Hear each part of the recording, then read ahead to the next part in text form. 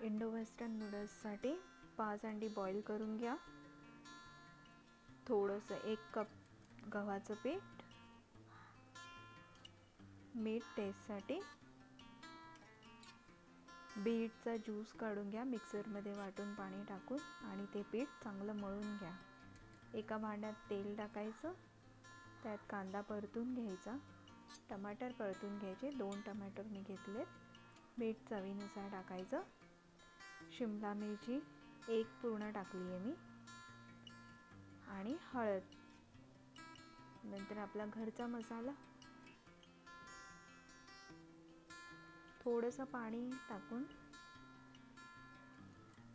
परतून घ्यायचं आणि थोडे मटर टाकले आणि मॅगी मसाल्याचं 1 पॅकेट पूर्ण टाकलं. नंतर 1 कप पाणी मिक्स केलं व्यवस्थित.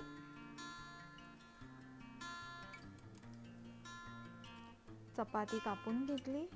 नूडल्सच्या आकाराचे चपातीचे तुकडे करून घ्यायचे. गरम पाणी करून त्यामध्ये ते नूडल्स बॉईल करायचे.